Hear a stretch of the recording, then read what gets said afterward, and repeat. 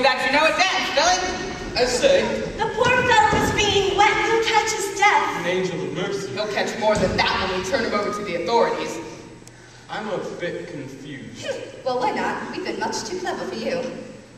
I think you're making a mistake. I said quiet. Letty, bind his hands and feet. By myself? I'd rather not, miss. Lady Grace, I have him covered. Assist Letty, if you will. I think it's possible you have me confused with someone else. Don't cut off his circulation. Thank you. Don't be taken in by his wiles, my dear. The hardest of criminals can, on occasions, display charm. But, Miss Tweed, what... Letty, I think I hear the men without. Don't look up the carpet! We covered every inch of the island. Bridge been washed out completely. We found not a trace of the enemy. So they're just vanished into thin air. Only to reappear. Ah, who's this? If my deductions are correct, this is our man. So this is our murderer. Murder? Murder? Please, don't say anything else. But what would his motive be? Simple. He has a letter on his chest. He is a college student. College students are notoriously impoverished. He came here hoping to steal something of value, was discovered by Lord Rancor, and promptly did him in. But what about Clive? One moment, I haven't finished, my dear.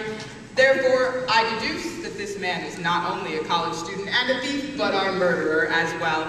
Letty, if you check his knapsack, I believe you will discover the weapon.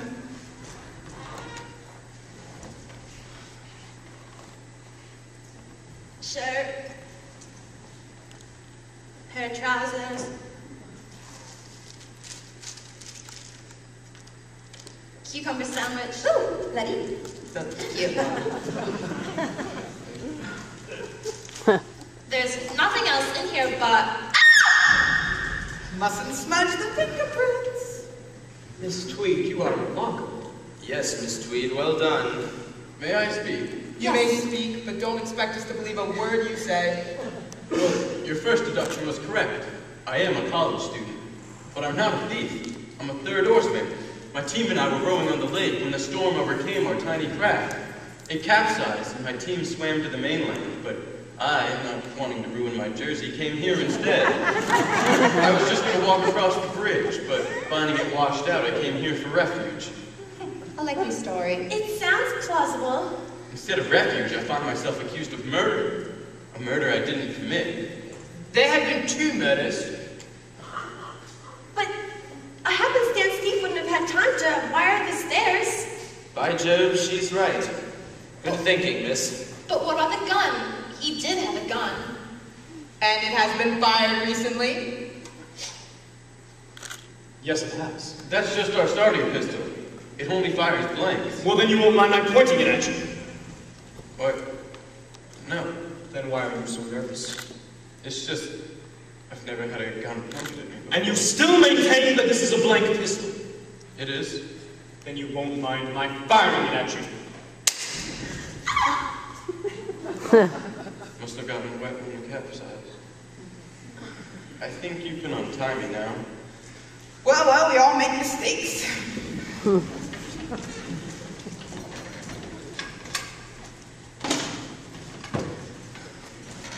Well, I realize that I'm an outsider, but now that I'm on the inside, will somebody please tell me what's been going on here? Well, you see... I think I'd better explain, my dear.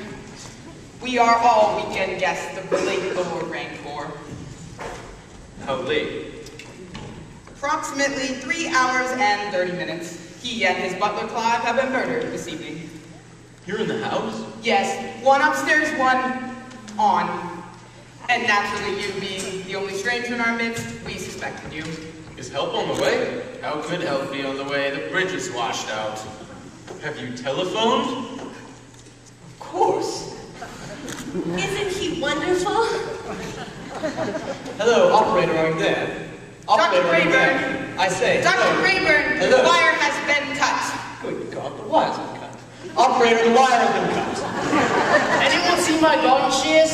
Cut wire, missing shears. Is this the only telephone in the house? No, there's one in every room. Would you check them? Alone? I'll go with you. Hadn't you better change first? You're soaked to the skin. How thoughtful of you to notice.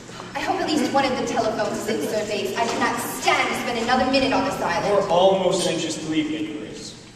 Something has been troubling me. What's that, my dear? You said that Lord Rancor was shot about 3 hours ago. That's correct. Did it happen in this room? I'd say so. And yet the Colonel said that he saw his car pull up. Yes, I did no more than 2 hours ago. You see, that's what's been troubling me. But I drove the Master's car up. You drove the car? Yes, miss. And your missing shears have possibly cut our only line of communication? They must have been stolen. The rest is simple. Nothing is simple when murder is involved. Why are you driving Lord Rancor's car? I found it parked behind the west wing. I pulled it around the garage, that's all. And did you see Lord Rancor? No, I figured he'd already arrived and gone straight to his room. Yes, but that still doesn't explain why we... All the wires have been cut off! Then we really are completely cut off from the outside. All alone on this damn island. I say, anyone up for a long big game of chess? Hello?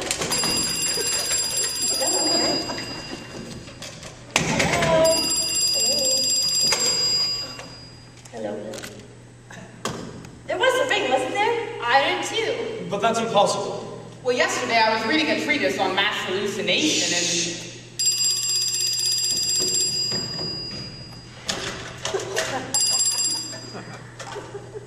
Hello there.